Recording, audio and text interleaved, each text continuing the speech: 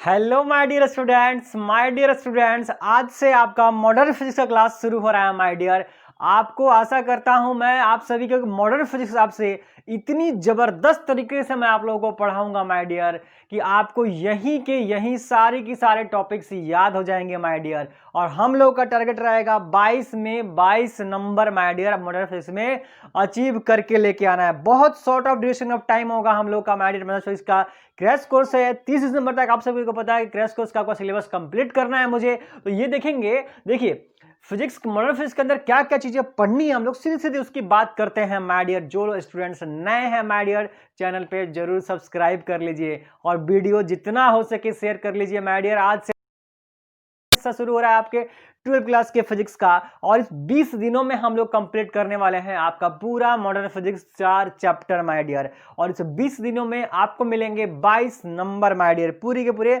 22 number 20 दिनों में आपको मिल जाएंगे अगर आप लगातार बने हुए हैं माय डियर। मॉर्निंग की क्लास जो अभी ये चल रही है और साथ में जो शाम को इवनिंग में आती है आपकी ऑब्जेक्टिव की क्लासेस, तो आपको ऑब्जेक्टिव की क्लास भी अटेंड लगातार करनी है माय डियर। सभी वीडियो आपको देखने हैं और आज से जो क्लासेस शुरू हो रही है, जो मॉर्निंग में पीछे इलेक्ट्रिकल मैंने आपको 5 चैप्टर पढ़ाया, उस सारे के भी आपको वीडियो देखने के बाद नोट्स तैयार करना है। फिर उस नोट्स का भी शॉर्ट नोट्स तैयार करना है ताकि रिवीजन में आपके लिए बहुत बहुत आसान हो जाए आपके लिए माय डियर। और बहुत शानदार इस 100 दिनों में मुझे आशा है और विश्वास है कि आप अगर 100 दिन लगातार सारे के सारे वीडियो आपने मॉर्निंग और इवनिंग की देखी हुई है माय डियर, तो 85 90 प्लस मार्क्स आपका आना एकदम तय है माय डियर। और परसेंटेज क्वेश्चन 70 में 70 मार्क्स के क्वेश्चन आपके यहीं से आएंगे जो मैं पढ़ा रहा हूं माय डियर। चलिए आज से शुरू करते हैं मॉडर्न फिजिक्स और समझते हैं सबसे पहले कि मॉडर्न फिजिक्स में क्या क्या चीजें आपको पढ़नी है माय डियर। देखेंगे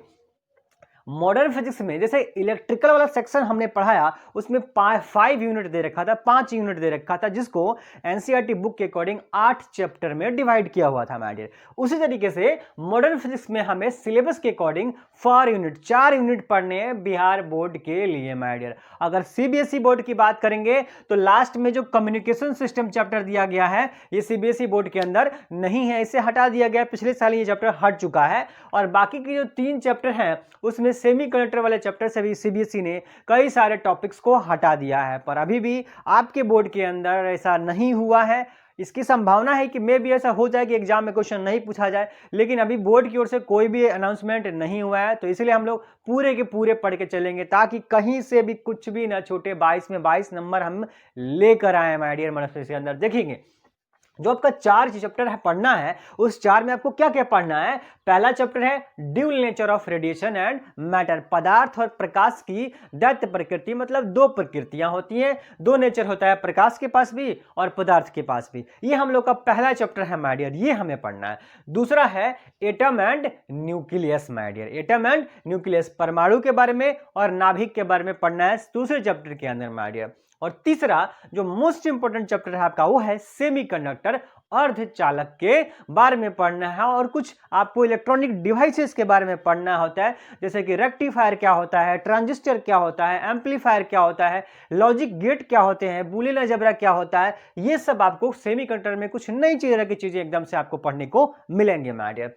अब लास्ट में बचा हुआ है कम्युनिकेशन सिस्टम, संचार व्यवस्था माय डियर। संचार व्यवस्था मतलब आप कैसे फोन से, जैसे कि मैं कैसे वीडियो रिकॉर्डिंग कर रहा हूं, ये कैसे आप तक पहुंच जा रहा है माय डियर। आप इंटरनेट कैसे चला पा रहे हैं, यानी कि हम लोग एक दूसरे से कम्युनिकेट कैसे कर पा रहे हैं, बातचीत कैसे कर पा रहे हैं, ये सारी चीजें कम्युनिकेशन सिस्टम के अंदर पढ़नी है। पर इसको सीबीएसई बोर्ड ने जान के हटा दिया। क्यों हटाया? क्योंकि एक्चुअली में इलेक्ट्रॉनिक्स इंजीनियरिंग का पार्ट होता है, ये फुल्ली जो है ये इलेक्ट्रॉनिक्स इंजीनियरिंग का हिस्सा है, ये 12 लेवल पे होना नहीं चाहिए। और सीबीएसई बोर्ड को जब ये पता लग गया कि हाँ यार नहीं होनी चाहिए, तो इन्होंने इस बोर्ड को इस हिस्से को बिल्कुल हटा दिया। और मेरे हिसाब से भी ये होना नहीं चाहिए आपके बोर्ड के एग्जाम के अंदर, लेकिन फिर भी सिलेबस में है। और सिलेबस में है ही नहीं सिर्फ, बल्कि 5 नंबर का वेटेज भी है यहाँ का, तो इस बात का खासा ध्यान रखना होगा हमको। तो उसके हिसाब से हम लोग पढ़ाई भी करेंगे। हालांकि इस चैप्टर के अंदर कुछ गिने चुने टॉपिक्स हैं, उसको कवर करेंगे। क्वेश्चन हर साल वहीं से आता है और वहीं से आएगा भी माय डियर। चलिए अब हम लोग इस 20 दिनों के अंदर। कैसे? ड्यूल नेचर को हम लोग खत्म करेंगे 3 दिनों में, आज के लेक्चर के बाद माय डियर। मतलब अगर आज के लेक्चर को अगर हम जोड़ लेंगे तो 21 यहां हो जाएगा 4 दिन, लेकिन आज के लेक्चर को एक तरह से इंट्रोडक्शन लेक्चर है तो आज मैं इसको काउंट नहीं करता हूं। ड्यूल नेचर में हम लोग लगाएंगे 3 दिन, और एटम न्यूक्लियस में 7 दिन, और सेमीकंडक्टर में 8 दिन, और कम्युनिकेशन में 2 दिन। तो कुल मिला के हो गए 7 3 10 और 8 2 10, 20 दिनों में आपके टोटल मार्क्स लिखे गए हैं। यहां से आएगा 4 नंबर का क्वेश्चन, यहां से 6 नंबर का क्वेश्चन, यहां से 7 नंबर का क्वेश्चन, और इस कम्युनिकेशन सिस्टम से 5 नंबर का क्वेश्चन, यानी कि टोटल आ गए 22 नंबर का क्वेश्चन। आपका टारगेट कितना होना चाहिए? टोटल मार्क्स का 22 हो गया, और टारगेट भी हमारा कितना है? 22 में 22 नंबर माय डियर। तो ये ओवरऑल मैंने आपको बता दिया कि मॉडर्न फिजिक्स में हमें क्या चीजें पढ़नी है, और मैं आपको किस चैप्टर को कितने दिनों में कंप्लीट करा दूंगा माय डियर। ये 20 दिन का मतलब 20 दिन में आपका कंप्लीट हो जाएगा। जैसे मैंने आपसे वादा किया था कि इलेक्ट्रिकल कंप्लीट हो जाएगा जितने दिनों में, उतने दिनों में हो गया है। 1% टॉलरेंस होती है, उसकी बात नहीं करते हैं माय डियर, ठीक है। तो आज से हम लोग शुरू करते हैं पहला chapter my dear modern physics का। वो क्या है? Dual nature of radiation and matter. तो आप सबसे पहले अपने पेज पे, वैसे अगर आपने फर्स्ट वीडियो देखा है जिसमें मैंने आपको 2021 बोर्ड के लिए सिलेबस को पूरे तरीके से एक्सप्लेन किया हुआ था, उसमें भी सारी चीजें मैंने बता रखी थी। फिर भी मैं ऐसा करता हूं कि आप इसको वापस से अपनी कॉपी पे जब मॉडर्न फिजिक्स का हेडिंग बनाएंगे तो वहां पे नोट डाउन कर लेंगे कि आपको क्या क्या चीजें पढ़नी है माय डियर। तो मैं एक बार हट जाता हूं और आप ये चीजें अपनी कॉपी में नोट डाउन कर लीजिए। फिर से हम लोग शुरू करेंगे पहला chapter, dual nature of radiation and matter my dear. चलिए, आशा करता हूं कि आप लोगों ने वीडियो पॉज करके नोट डाउन कर लिया होगा। जैसे मैंने आपको इलेक्ट्रिकल में किया, हर टॉपिक को लिखाने के बाद मैं हट जाता था ताकि आप वीडियो आराम से पॉज कर लीजिए और नोट्स बना लीजिए। देखिए माय डियर, अगर आप वीडियो लगातार देख रहे हैं तो यकीन मानिए आप कहीं पर भी पढ़ते हो कोई फर्क नहीं पड़ता है। आप यहाँ जो मैं पढ़ा रहा हूँ क्वेश्चन यहीं से आने वाले हैं, क्योंकि सिलेबस के बाहर क्वेश्चन नहीं आएगा। मैं आपको फुल सिलेबस पढ़ाऊंगा, हर टॉपिक पढ़ाऊंगा, किस टॉपिक से कैसा क्वेश्चन आएगा, 1 नंबर 2 नंबर 5 नंबर का, हर टॉपिक के बारे में मैं आपको पहले ही बताता था, आगे भी बताता ही रहूंगा माय डियर। चलिए आज हम लोग शुरू करते हैं अपना मॉडर्न फिजिक्स का पहला चैप्टर माय डियर। चलेंगे।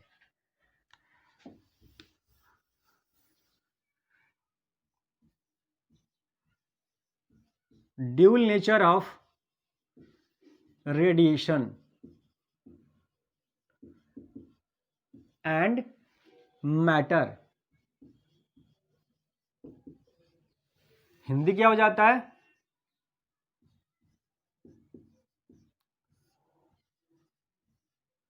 प्रकाश तथा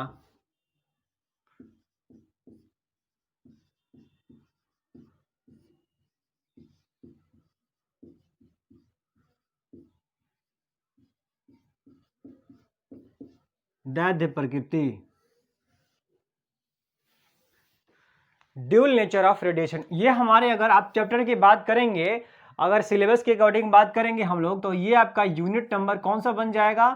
5 6 7। यूनिट नंबर 7 है, अपने सिलेबस के अकॉर्डिंग यूनिट नंबर 7 है, ठीक। 6 नंबर यूनिट आपका ऑप्टिक्स है, जो हम लोग इसके बाद पढ़ेंगे माय डियर। चूंकि इसका वेटेज ज्यादा है, ऑप्टिक्स का वेटेज 14 नंबर का होता है, इसका 22 नंबर का, इसलिए हम लोग इसको पहले कवर कर लेंगे माय डियर, ठीक है। तो अपनी कॉपी में हेडिंग बना लीजिए फर्स्ट चैप्टर का, dual nature of radiation and matter. प्रकाश के पास 2 प्रकृति होती है और किसी पदार्थ के पास भी 2 प्रकृति होती है। इन दोनों बातों को हम लोग एक्सप्लेन करेंगे अलग अलग क्लासेस के अंदर माय डियर, ठीक है। तो सबसे पहले हम लोग जानते हैं जो चैप्टर का नाम है कि भाई प्रकाश तथा पदार्थ की दैध्य प्रकृति, मतलब 2 प्रकृति होती हैं प्रकाश की। तो हम लोग पदार्थ वाली बातें बाद में कर लेंगे जब हम लोग डी ब्रोगली के बारे में पढ़ेंगे। डी ब्रोगली जो साइंटिस्ट थे उन्होंने क्या कहा है पदार्थ के बारे में, वो टॉपिक पढ़ेंगे तो आपको पदार्थ की चर्चा हम लोग कर देंगे। फिलहाल शुरू करते हैं हम लोग किसका? प्रकाश के पास जो दैत्य प्रकृति होती है, 2 प्रकृतियां होती हैं उसकी।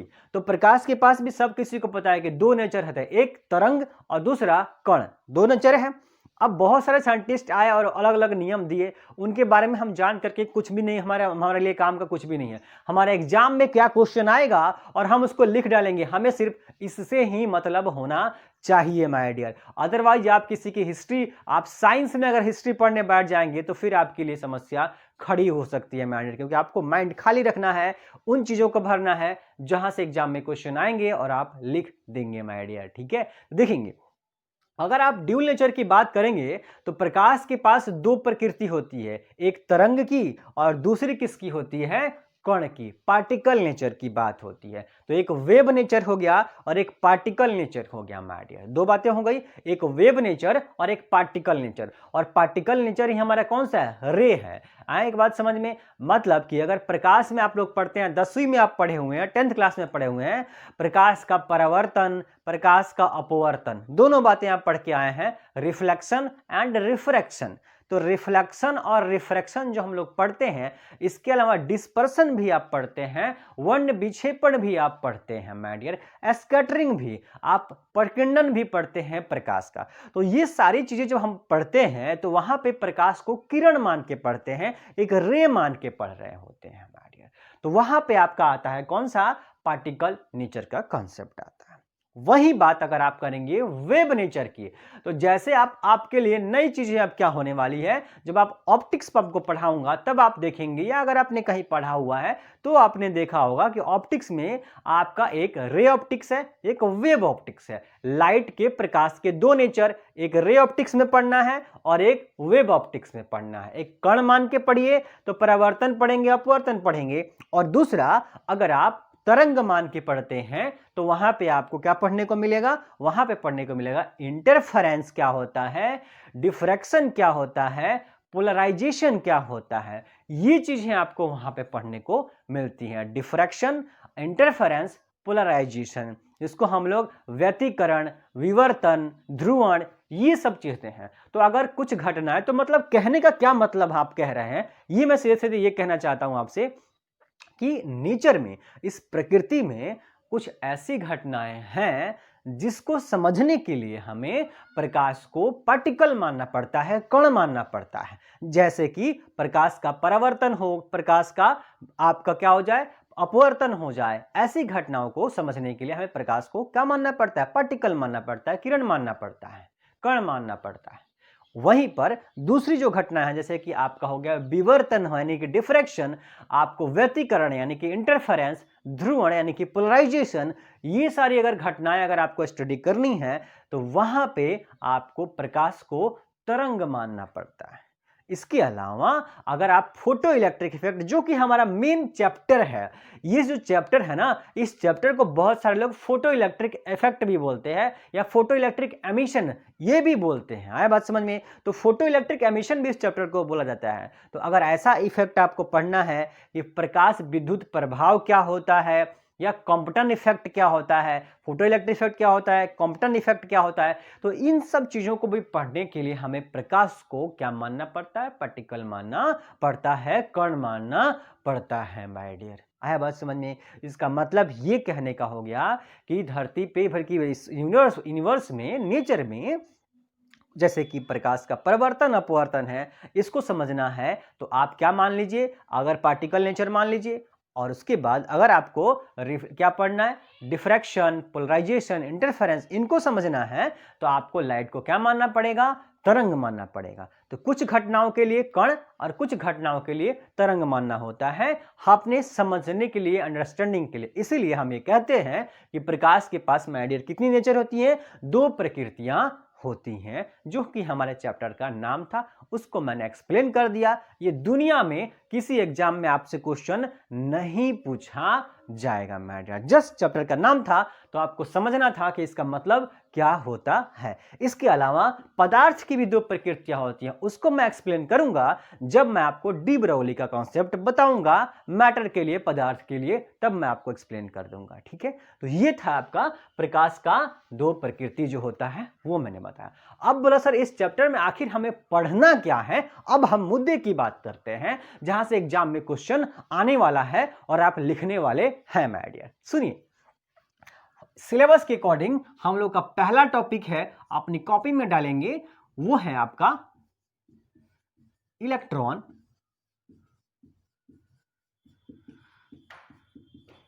एमिशन।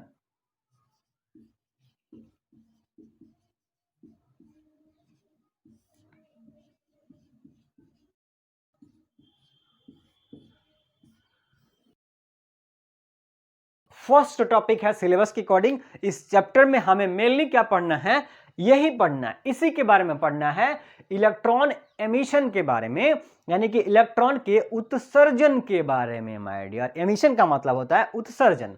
अब इसके नाम पे ही आपको समझ में आ गया होगा कि करना क्या होता है माय डियर, आपको पढ़ना क्या है इसके अंदर। बोला सर हमें इस चैप्टर में पढ़ना है इलेक्ट्रॉन के उत्सर्जन के बारे में। उत्सर्जन का मतलब होता है कि कहीं से निकलना। बोला सर कहीं से निकलेगा इलेक्ट्रॉन, कहां से निकलेगा? बोला जो फ्री इलेक्ट्रॉन, मैं आपको बार बार पूरे इलेक्ट्रिकल के अंदर हम लोग यही पढ़े हुए हैं क्या, कि किसी भी कंडक्टर में कंडक्टिविटी के लिए कौन जिम्मेवार होता है, चालकता के लिए कौन जिम्मेवार है? बोला सर मुक्त इलेक्ट्रॉन, फ्री इलेक्ट्रॉन, संयोजी इलेक्ट्रॉन, यही जिम्मेवार होते हैं। जो सबसे बाहरी कक्षा में इलेक्ट्रॉन होता है सिर्फ और सिर्फ वही रेस्पॉन्सिबल होता है किसी भी कंडक्टर में क्या करने के लिए, चालकता होने के लिए, कंडक्टिविटी कनेक्ट करने के लिए माय डियर। अब देखेंगे, इस बात को समझिए कि हम पढ़ने वाले हैं इलेक्ट्रॉन का उत्सर्जन। तो इलेक्ट्रॉन कहां से उत्सर्जित होगा? जिसके पास एम्पल ऑफ इलेक्ट्रॉन होगा उसके पास से, मतलब बहुत ज्यादा फ्री इलेक्ट्रॉन जिसके पास हो वही क्या कर सकता है, इलेक्ट्रॉन को उत्सर्जित कर सकता है हमारे पास। बोला सर कैसे उत्सर्जित करेगा, कौन करेगा? तो बोला सर चालक ही ना करेंगे, कंडक्टर ही तो करेगा, क्योंकि कंडक्टर के पास ही तो बहुत सारा फ्री इलेक्ट्रॉन होता है माय डियर। अगर बात करते हैं सेमीकंडक्टर की, अर्धचालक की, जो कि हम लोग स्पेशल एक अलग चैप्टर में पढ़ेंगे ही उसके बारे में अच्छे तरीके से, तो सेमीकंडक्टर के पास भी क्या होता है, फ्री इलेक्ट्रॉन्स होते हैं, पर संख्या क्या होती है, कम होती हैं उनके पास में, लेकिन फिर भी उनके पास होती हैं। तो वो भी क्या करते हैं, इलेक्ट्रॉन वहां से भी निकलता है। और आपके चालक के पास तो बहुत ज्यादा है, कंडक्टर के पास तो बहुत ज्यादा है, वहां से भी इलेक्ट्रॉन निकलेगा। और सेमीकंडक्टर के पास भी इलेक्ट्रॉन होते हैं, कम संख्या में होते हैं, पर फिर भी वहां से भी इलेक्ट्रॉन हम निकाल सकते हैं आसानी से। अब बात हो जाएगी जो अर्धचालक की, वहां से क्या बोलते हैं इसे, कुचालक की, इंसुलेटर की माय डियर। तो इंसुलेटर में फ्री इलेक्ट्रॉन्स होते ही नहीं है, नेग्लिजिबल होते हैं। तो ऐसे केसेस में वहां से इलेक्ट्रॉन निकाल पाना बड़ा मुश्किल है, क्योंकि बाहरी कक्षा में अगर इलेक्ट्रॉन है ही नहीं तो अंदर की कक्षा से इलेक्ट्रॉन निकाल पाना बहुत मुश्किल बात होती है हमारे लिए। तो इस चीज को समझेंगे। इसका मतलब हमें करना क्या है सर, हमें इलेक्ट्रॉन को उत्सर्जित करना है, बाहर निकालना है। अगर बाहर निकालना है तो कहां से निकालना है, तो सर किसी चालक से निकालना है। बस दिमाग में ये रखेंगे, किसी कंडक्टर से निकालना है। बोला कहां से, कंडक्टर के कहां से? बोला किसी कंडक्टर के सरफेस से निकालना है इलेक्ट्रॉन को। अब दिमाग में आप यहां से चैप्टर की शुरुआत होती है और यहां से सारी बातें आपको अपने दिमाग में रखनी है। अगर आप पूरी वीडियो देखते हैं माय डियर, अंत तक वीडियो देख रहे हैं, इतना कुछ आप सीख जाएंगे आज की क्लास में, पहले ही क्लास में, मतलब यूं ये चुटकियों में चैप्टर खत्म हो जाएगा। ये चैप्टर जैसे मैंने आपको करंट इलेक्ट्रिसिटी में पढ़ाया था, एक चैप्टर पूरा चैप्टर खत्म, एक टॉपिक चैप्टर खत्म, वैसे ही अगर आप एक टॉपिक आज का पढ़ते हैं तो ये पूरा चैप्टर ही इसी पे बेस्ड है माय डियर। पूरा चैप्टर, पूरा वीडियो आप देखिए, एक वीडियो में पूरा चैप्टर आ जाएगा इसके अंदर माय डियर, देखेंगे। बोला सर इलेक्ट्रॉन का उत्सर्जन करवाना है हमें। बोला बिल्कुल करवाना है। कहां से करवाना है? किसी धातु के सतह से, किसी चालक से। बोला सर ये एक चालक पदार्थ है, ठीक है, ये क्या है, एक चालक पदार्थ है, ठीक है। अब ये चालक पदार्थ का जो सतह होगा, सरफेस होगा, उससे आपको इलेक्ट्रॉन को क्या करना है, बाहर निकालना है। बोला सर इसके पास बहुत सारे फ्री इलेक्ट्रॉन होंगे, बहुत सारे मुक्त इलेक्ट्रॉन होंगे। बोला सर बिल्कुल, जब चालक है तो इसके पास बहुत सारे मुक्त इलेक्ट्रॉन तो होंगे ही होंगे, इसके सतह पे भी होंगे, चारों ओर इसके पास क्या होंगे, बहुत सारे मुक्त इलेक्ट्रॉन होंगे। ये हमने बना लिया, डॉट डॉट बना दिया, आपको डार्क से बना दिया सर्कल। बहुत सारे फ्री इलेक्ट्रॉन है, मुक्त इलेक्ट्रॉन है इस चालक के पास। बोला सर इस इलेक्ट्रॉन को आपको क्या करना है, बाहर निकालना है। तो माय डियर चाहे फ्री इलेक्ट्रॉन ही क्यों ना हो, उसको बाहर निकालने के लिए एनर्जी की जरूरत तो होती है। मतलब कि ये आपका अगर ऑर्बिट है, बाहरी कक्षा है, और बाहरी कक्षा में अगर इलेक्ट्रॉन है जिसको आप मुक्त इलेक्ट्रॉन, वैलेंस इलेक्ट्रॉन बोल रहे हैं, तो इसको भी यहां से बाहर निकालने के लिए कुछ तो एनर्जी की जरूरत पड़ती ही पड़ती है। मुक्त होता है, फ्री होता है उसी बॉडी में कंडक्ट बॉडी से बाहर निकलने के लिए नहीं होता है मुक्त माय डियर। फ्री इलेक्ट्रॉन का मतलब होता है उसी बॉडी में मूव करने के लिए फ्री है, उस बॉडी से बाहर निकलने के लिए फ्री नहीं है। पर अगर हमें उस बॉडी से बाहर निकालना है तो हमें क्या करना है, हमें एनर्जी देनी ही पड़ेगी माय डियर। और वैसे भी किसी कंडक्टर के अंदर भी कनेक्टिविटी करने के लिए हमें एनर्जी सप्लाई करनी ही होती है बाहर से, ताकि आउटर मोस्ट ऑर्बिट से इलेक्ट्रॉन बाहर एग्जिट कर जाए, निकल जाए और पूरी तरीके से फ्री हो जाए कंडक्टिविटी करने के लिए माय डियर। तो बोला कहते हैं क्या है सर, ये जो सरफेस है इस सरफेस से हमें इलेक्ट्रॉन को बाहर निकालना है। तो इलेक्ट्रॉन तभी बाहर निकलेगा जब मैंने आपको बताया कि इलेक्ट्रॉन को आप ऊर्जा देंगे, जब ऊर्जा उसको मिल जाएगा तो वहां से बाहर निकल जाएगा, जिसको आप देखेंगे यहां पे ये जो नाभिक होता है, ये नाभिक वीक न्यूक्लियस के साथ कमजोर नाभिकीय बल लगने के कारण उसको पकड़ के अपनी ओर खींच के रखता है माय डियर। अब अगर उस बल के अगेंस्ट अगर आपको उसको बाहर निकालना है तो एनर्जी सप्लाई करनी पड़ेगी। इस इलेक्ट्रॉन के पास इतनी एनर्जी खुद के पास आ जाए कि इस बॉन्ड को जो वीक न्यूक्लियर फोर्स लग रहा है उसको तोड़ के बाहर निकल जाए, तो उतनी एनर्जी तो आपको सप्लाई करनी ही पड़ेगी। मतलब बिल्कुल सर एकदम करनी पड़ेगी उसको, यानी कि जब इलेक्ट्रॉन को आप इतनी एनर्जी देंगे वो बाहर निकल जाएगा, जो न्यूक्लियर फोर्स लग रहा था उस फोर्स से वो बाहर निकल जाने वाला है माय डियर। यानी कि इस सरफेस से अगर आपको इलेक्ट्रॉन को निकालना भी है तो आपको बाहर से एनर्जी देना ही पड़ेगा। अब बाहर से एनर्जी देंगे, इलेक्ट्रॉन को उतनी एनर्जी मिल जाएगी तो बाहर निकल जाएगा सतह के। आइडिया, इस बात को समझिए। अब बोला सर ठीक है आपको एनर्जी देनी है, अब एनर्जी हम कैसे देते हैं इसी पे बेस्ड होता है types of electron emission. Electron का उत्सर्जन तो आप समझ गए, इलेक्ट्रॉन का उत्सर्जन किसे कह रहे हैं हम लोग, कि किसी धातु के सतह से अगर इलेक्ट्रॉन बाहर निकलता है तो इस घटना को इलेक्ट्रॉन का उत्सर्जन बोलेंगे, सिंपल बात है। लेकिन इलेक्ट्रॉन का उत्सर्जन कितने तरीके से कराया जा सकता है इस बात को हम लोग को भी समझना बाकी है। बोला कैसे करा सकते हैं, बोला आपको तो ऊर्जा देनी है, तो जितने तरीके से एनर्जी सप्लाई कर सकते हैं वही क्या हो जाएगा आपका इलेक्ट्रॉन एमिशन का टाइप्स हो जाएगा। तो फर्स्ट नंबर जो इसका टाइप्स होता है, देखिए आज की क्लास में हम लोग मोस्टली मैक्सिमम चीजें इसमें समझेंगे, कॉन्सेप्ट समझेंगे, और थोड़ी बहुत अगर टाइम बच जाएगा तो लिखेंगे, नोट्स बनाएंगे। अदरवाइज कल की क्लास में हम लोग 5 मिनट, शुरू के 5 मिनट वापस से सारी बातें आपको एक्सप्लेन करूंगा और नोट्स कल बनवाऊंगा माय डियर। आज का क्लास आपके लिए पूरे चैप्टर के लिए मोस्ट मोस्ट मोस्ट इंपॉर्टेंट है माय डियर, क्योंकि सारे की सारी बातें मैं इसमें आपको एक्सप्लेन करने वाला हूं। देखिए कह रहा है कि अगर आपको इससे इलेक्ट्रॉन को बाहर निकालना है तो पहला काम ये कर सकते हैं कि इसको गर्म कर सकते हैं माय डियर। बहुत आसान बात है, जैसे आपको हीट दीजिएगा, हीट दीजिएगा माय डियर, जैसे आप उष्मा देंगे, उष्मा क्या होता है, बोला सर ऊर्जा का रूप होता है, तो जैसे उष्मा दीजिएगा टेम्परेचर बढ़ जाएगा। टेम्परेचर बढ़ेगा कैसे, एनर्जी मिलेगा तभी ना टेम्परेचर बढ़ेगा। बोला बिल्कुल सर, यानी कि उष्मा के रूप में ऊर्जा आप क्या कर रहे हैं, सप्लाई कर दिए, उतनी ऊर्जा मिल जाएगी तो इलेक्ट्रॉन बाहर निकल जाएगा माय डियर। अभी इलेक्ट्रॉन बाहर निकलेगा, कैसे निकले, क्या होगा, बहुत जबरदस्त कॉन्सेप्ट है माय डियर, थोड़ी देर में उसको डिस्कस करते हैं। अभी आते हैं पहले टाइप्स पे।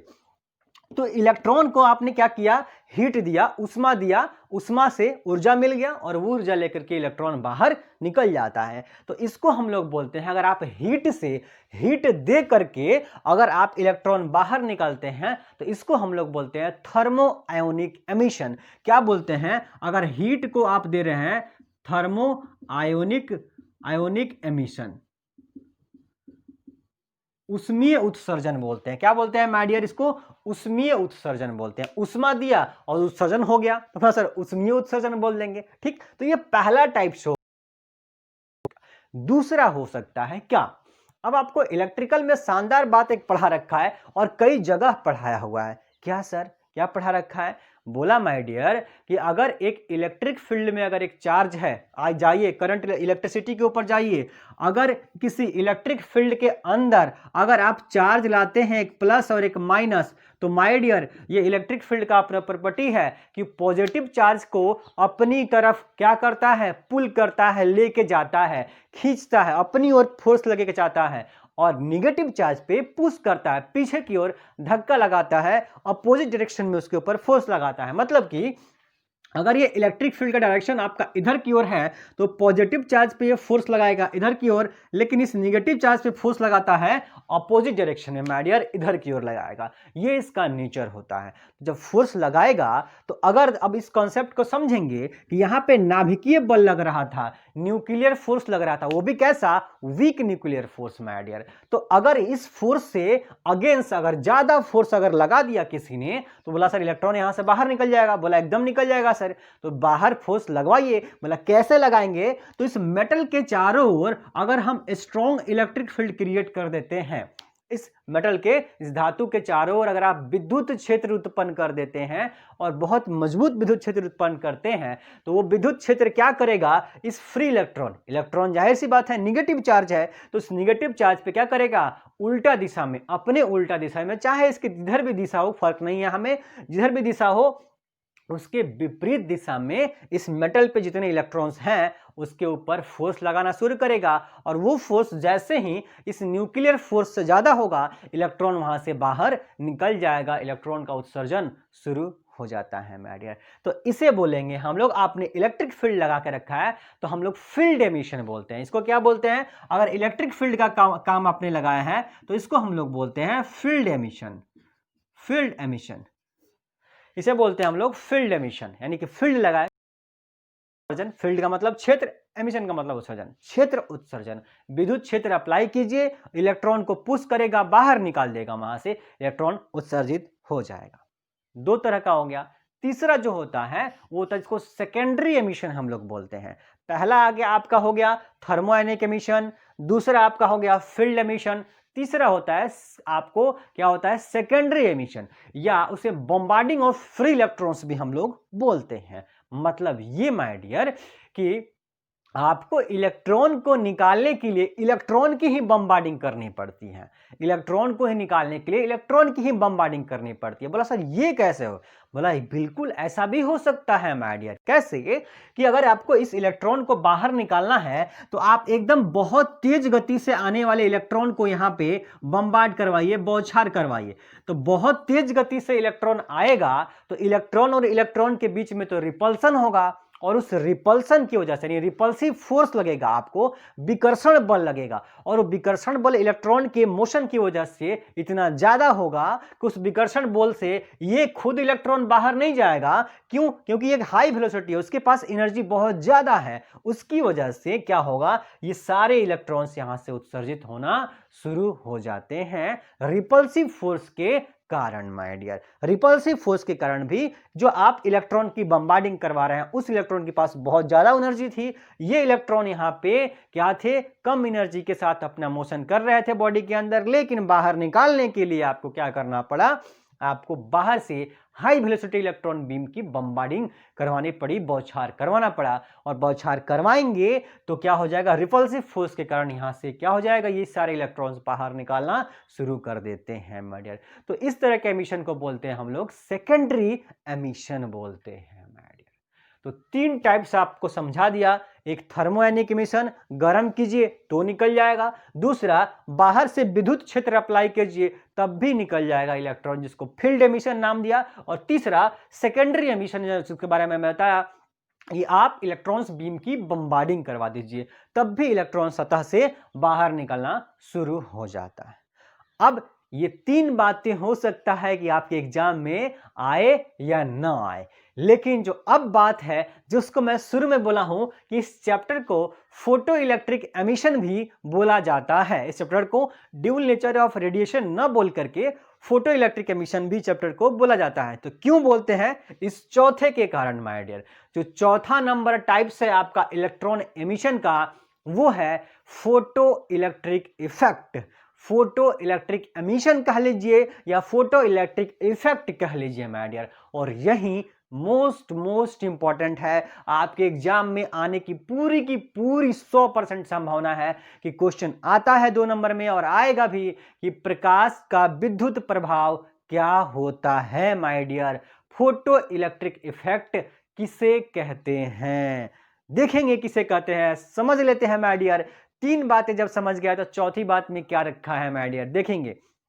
बोला सर अगर आपको इलेक्ट्रॉन को बाहर निकालना था, 3 बातें मैंने आपको समझा दिया यहां पर कि चीजें होती हैं। अब जो चौथी बात है वो चौथी बात क्या है, बोला sir photo electric effect. Photo electric effect, प्रकाश विद्युत प्रभाव। चिंता न कीजिए माय डियर, एक एक लाइन में आपको लिखा दूंगा, नोट्स लिखा दूंगा, पहले समझना जरूरी है।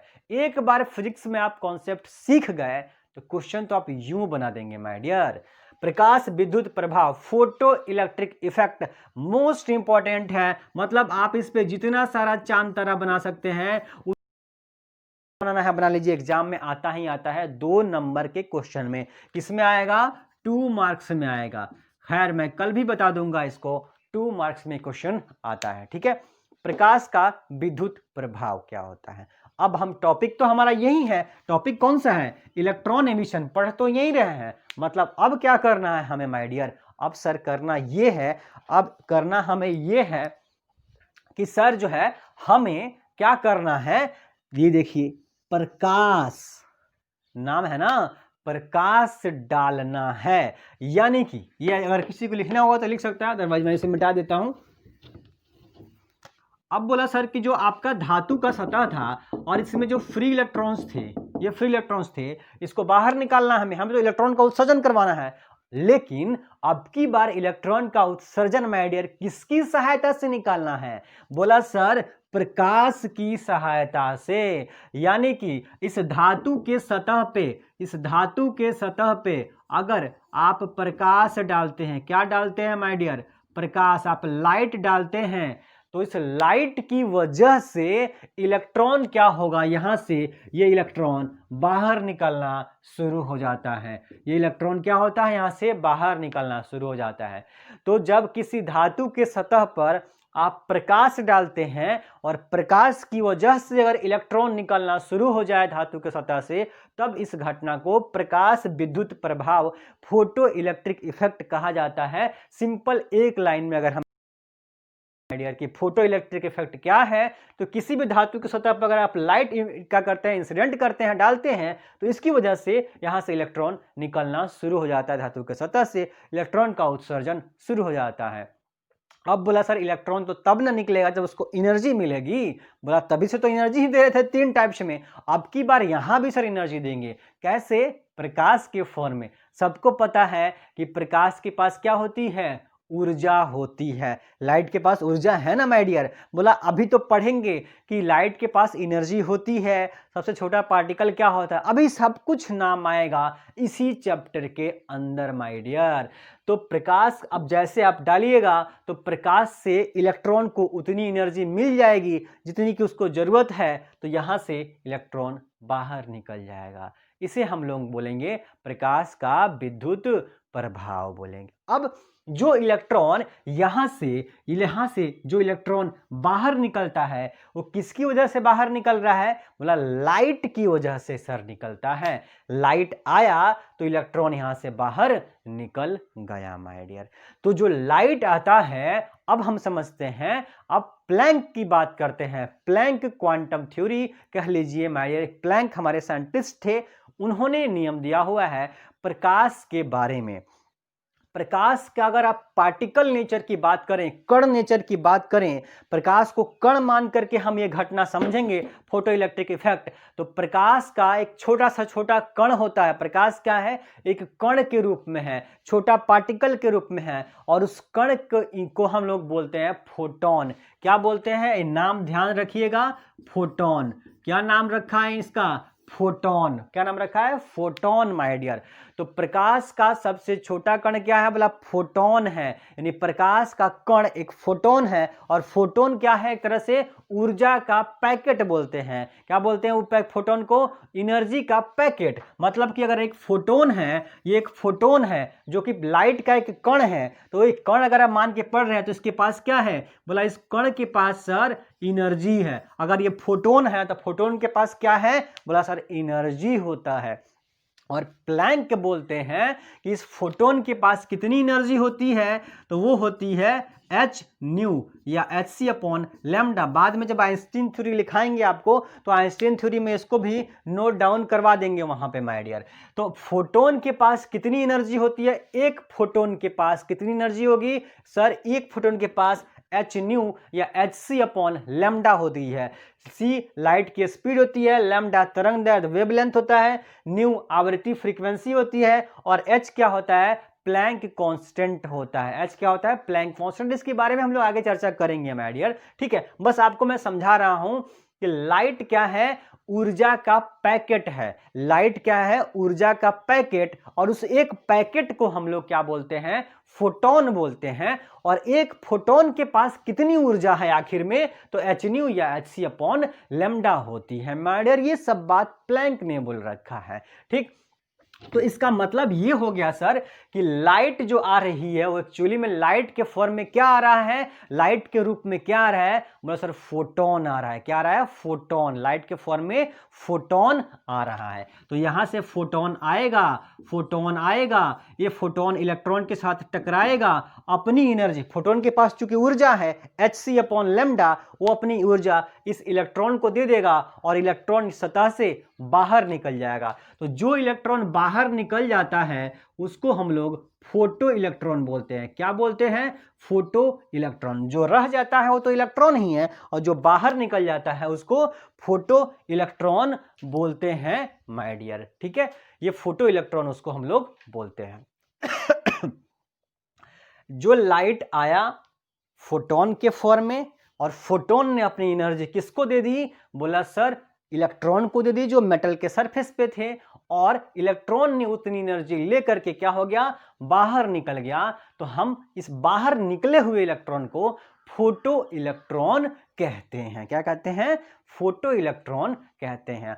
और लाइट की वजह से इलेक्ट्रॉन के बाहर निकलने की घटना क्या होती है, प्रकाश विद्युत प्रभाव कहलाती है। बस आपको ये छोटा सा फोटो ड्रॉप करना होता है, और प्रकाश विद्युत प्रभाव के बारे में 2-3 लाइन 4 लाइन लिख देना होता है। 2 में 2 नंबर आपके पक्के हो जाते हैं माय डियर, ठीक है।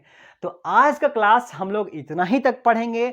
आज हमने शुरू किया dual nature of radiation my dear, जिसमें हमने एक मोस्ट इंपॉर्टेंट टॉपिक इस पूरे चैप्टर का जाना कि प्रकाश का विद्युत प्रभाव क्या होता है। अब जब कल सेकेंड क्लास होगा उसमें इससे भी ज्यादा इंपॉर्टेंट बातें हम लोग शुरू करेंगे, पढ़ेंगे। क्या माय डियर, क्या कि आखिर में इलेक्ट्रॉन उत्सर्जित हो रहा है तो कैसे हो रहा है, और ये कैसी फिनोमेना होती है माय डियर।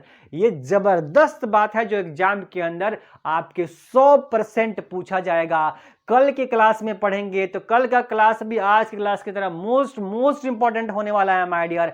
वीडियो आपको लास्ट तक, एंड तक देखना है, और हर जगह शेयर करना है। मिलते हैं नेक्स्ट क्लास में, जहां हम लोग इस आज जो पढ़े हैं, जो कल पढ़ेंगे, सबका नोट्स भी तैयार करेंगे माय डियर।